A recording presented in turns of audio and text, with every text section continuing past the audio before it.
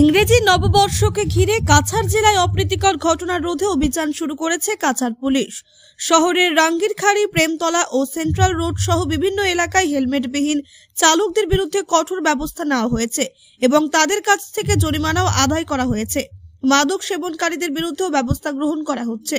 সমস্ত চালকের অ্যালকোহল পরীক্ষাও করছে পুলিশ। মূলত সড়ক দুর্ঘটনা রোধ করতে এই পদক্ষেপ নিয়েছে পুলিশ প্রশাসন।